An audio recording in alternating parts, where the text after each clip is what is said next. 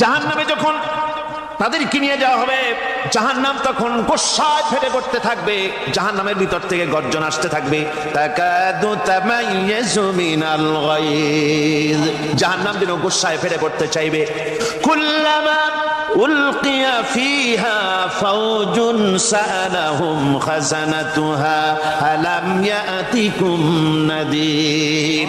জাহান্নামের পরিচালক বলবে, ও আল্লাহর বান্দা, কেন আজ জাহান্নামে আসলি, কেন দোজখে আসলি?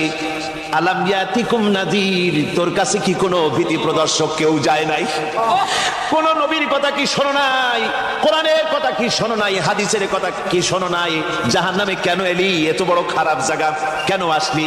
শোনো নাই কি কোনো ভয় দেখানো কেউ কি সব সতর্কবাণী শোনায় নাই?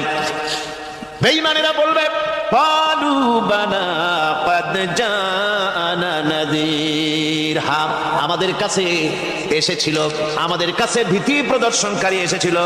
ফাকাযযাবনা ওয়া কুলনা মা নাযালাল্লাহু মিন শাই, এসেছিল কিন্তু আমরা বলেছি বেটা মিথ্যে কথা বলে। জোরে কর নাউযুবিল্লাহ, বেটা মিথ্যে কথা বলে।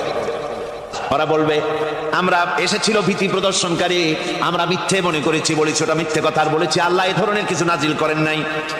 জাহান্নামীরা বলবে, ওয়াকালু লাউ কুন্না নাসমাউ আও নাকিলু মা কুন্না ফি আসহাবিস সাঈর। আরে লাউ কুন্না নাসমাউ, তার মানে হলো যদি আমরা শুনতাম অর্থাৎ মানতাম, যদি নবীর কথা মানতাম, কোরআনের কথা যদি মানতাম, আর যদি ভালো করে বুঝতাম, মা কুন্না ফি আসহাবিস সাঈর, তাহলে আজকে এই জাহান্নামের কঠিন শাস্তি আমাদের লাভ পেতে হতো না, জাহান্নাম থেকে বেঁচে যেতে পারতাম।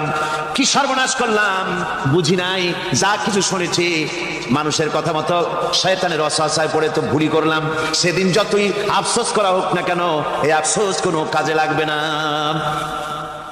قل أذلك خير أم جنة الخلد التي وعد المتقون كانت لهم جزاء ومصيرا। আল্লাহ বলছেন, এই সব কথা বলার পরে, জাহান্নামের সব শাস্তির কথা শুনাইয়া আল্লাহ বলছেন, বলেন কুল আযালিকা খায়রুন, এই পরিণতি কি ভালো যে জাহান্নামের পরিণতির কথা বলা হলো? তোমরা যে সমস্ত অবাধ্যতা করতেছো, ঈমান আনতেছো না, নবীকে গালাগালি করছো, ইসলাম মানতেছো না, নাফরমানি করছো, এর পরিণতি যা হবে, আযালিকা খায়রুন, এই পরিণতি কি ভালো? আম জান্নাতুল খুলদিল্লাতী উইদাল মুত্তাকুন, অথবা সেই চিরন্তন জান্নাত যার ওয়াদা করেছেন আল্লাহ পাক মুত্তাকিনদের জন্য। কানাত লাহুম জাযাআন ওয়া মাসীরা, যে জান্নাত হবে তাদের কর্মের প্রতিফল, আর এটাই হবে তাদের মহাযাত্রার শেষ মঞ্জিল।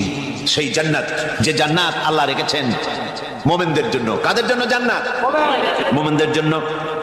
সেটা এমন জান্নাত হবে, লাহুম ফিহা মা ইয়াশাউনা খালিদিন, যা চাইবে মনের আশা আকাঙ্ক্ষা অনুযায়ী সব পাবে বেহেশতের মধ্যে। খালিদিন, চিরকাল সেখানে থাকবে। কানা আলা রাব্বিকা ওয়াদাম মাসউলা, এটা হচ্ছে তোমার রবের অবশ্য পূরণীয় ওয়াদা। জোরে বলেন সুবহানাল্লাহ। কোরআনের বর্ণনা কত সুন্দর।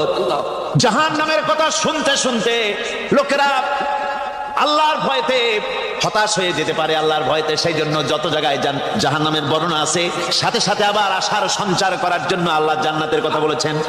কাহ্হার এবং জব্বার নাম আল্লাহ যেখানে ব্যবহার করেছেন, সাথে সাথে আবার গফুর রহিম নাম ব্যবহার করেছেন।